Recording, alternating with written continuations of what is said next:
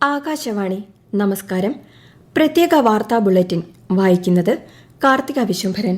ഒഡീഷ സന്ദർശനം തുടരുന്ന രാഷ്ട്രപതി ദ്രൗപദി മുർമു ഇന്ന് സിമിലിപാൽ കടുവ സംരക്ഷണ കേന്ദ്രം സന്ദർശിക്കും. മേഖലയിലെ ആദിവാസി സ്ത്രീകളുമായി ശ്രീമതി മുർമു ആശയവിനിമയം നടത്തും. ജന്മനാടായ പഹാഡ്പൂർ സന്ദർശിക്കുന്ന രാഷ്ട്രപതി SLS മെമ്മോറിയൽ സ്കൂളിലെ വിദ്യാർത്ഥികളുമായും സംവദിക്കും. ഒഡീഷ സർക്കാർ സംഘടിപ്പിക്കുന്ന ബ്ലാക്ക് സ്വാൻ സമ്മിറ്റ് ഇന്ത്യയിൽ രാഷ്ട്രപതി നാളെ പങ്കെടുക്കും.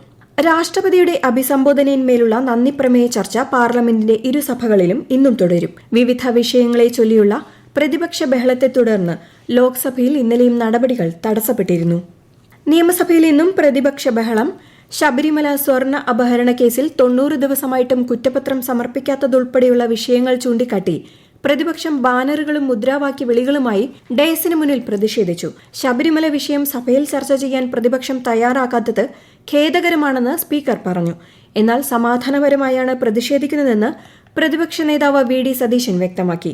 SIT അന്വേഷണം നടത്തുന്നത് കുറ്റമറ്റ രീതിയിലാണെന്നും പ്രതിപക്ഷ നേതാവ് അവാസ്തവമായ കാര്യങ്ങളാണ് പറയുന്നതെന്നും മന്ത്രി MB രാജേഷ് പറഞ്ഞു. പ്രതിഷേധം ശക്തമായതോടെ നടപടികൾ വേഗത്തിലാക്കി ശ്രദ്ധ ക്ഷണിക്കലിന്റെയും സബ്മിഷന്റെയും മറുപടികൾ സഭയുടെ മേശപ്പുറത്തുവച്ചു. ചോദ്യോത്തരവേളയുടെ ശേഷിക്കുന്ന ഭാഗം റദ്ദാക്കുന്നതായി സ്പീക്കർ AN ഷംസീർ അറിയിച്ചു. നടപടികൾ പൂർത്തിയാക്കി ഇന്നത്തേക്ക് പിരിഞ്ഞ സഭ ഈ മാസം 23-ന് വീണ്ടും സമ്മേളിക്കും. ഭിന്നശേഷി അധ്യാപക സംവരണത്തിൽ NSSന് നൽകിയിട്ടുള്ള സുപ്രീം കോടതി ഉത്തരവ് സമാനമായ മറ്റു മാനേജ്മെന്റുകൾക്കും ബാധകമാക്കുകയാണ് സർക്കാർ നയമെന്ന് മന്ത്രി V ശിവൻകുട്ടി. ചട്ടം 300 അനുസരിച്ച് സംസ്ഥാനത്തെ എയ്ഡഡ് സ്കൂളുകളിലെ ഭിന്നശേഷി നിയമനങ്ങൾ സംബന്ധിച്ച് നിയമസഭയിൽ പ്രസ്താവന നടത്തുകയായിരുന്നു അദ്ദേഹം.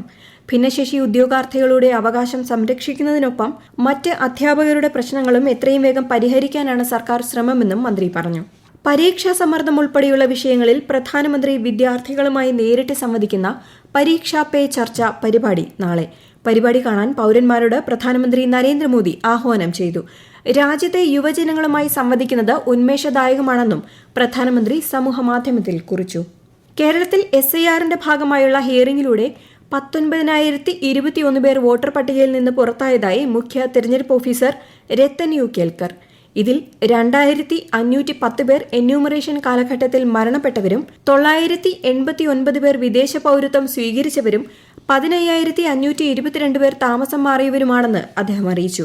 ഈ മാസം 12-നകം സംസ്ഥാനത്തുടനീളം ഹിയറിംഗ് പ്രക്രിയ പൂർത്തിയാക്കാൻ സാധിക്കുമെന്നും അദ്ദേഹം പറഞ്ഞു. ജീവിതത്തിൽ ചിന്താപരമായ വ്യക്തതയുടെയും ഉറച്ച പ്രവൃത്തിയുടെയും പ്രാധാന്യത്തെക്കുറിച്ച് എടുത്തു പറഞ്ഞ് പ്രധാനമന്ത്രി നരേന്ദ്രമോദി. തീരുമാനമില്ലായ്മ മനസ്സിനെ ദുർബലപ്പെടുത്തുകയും ലക്ഷ്യത്തെ വ്യതിചലിപ്പിക്കുകയും ചെയ്യുമെന്ന് സംസ്കൃത സുഭാഷിതത്തിലെ വരികൾ ഉദ്ധരിച്ചുകൊണ്ട് പ്രധാനമന്ത്രി സമൂഹമാധ്യമത്തിൽ കുറിച്ചു. മുൻ MLAയും കോൺഗ്രസ് നേതാവുമായ M മുരളി അന്തരിച്ചു. 73 വയസ്സായിരുന്നു. തിരുവനന്തപുരത്തെ സ്വകാര്യ ആശുപത്രിയിലായിരുന്നു അന്ത്യം. 20 വർഷം മാവേലിക്കര നിയോജക മണ്ഡലത്തിൽ MLA ആയിരുന്നു. അന്താരാഷ്ട്ര ഫോക്ലോർ ഫെസ്റ്റിവലിന് ഇന്ന് തിരുവനന്തപുരത്ത് തുടക്കമാകും. വൈകുന്നേരം തൈക്കാട് പോലീസ് പരേഡ് ഗ്രൌണ്ടിൽ നടക്കുന്ന ചടങ്ങിൽ മുഖ്യമന്ത്രി പിണറായി വിജയൻ മേള ഉദ്ഘാടനം ചെയ്യും. PK കള്ളൻ പുരസ്കാര സമർപ്പണവും ഉദ്ഘാടന ചടങ്ങിന്റെ ഭാഗമായി നടക്കും. സാംസ്കാരിക വകുപ്പിന്റെ കീഴിലുള്ള കേരള ഫോക്ലോർ അക്കാദമി കിർത്താഡ്സുമായി സഹകരിച്ചാണ് 5 ദിവസം നീളുന്ന പരിപാടി സംഘടിപ്പിക്കുന്നത്.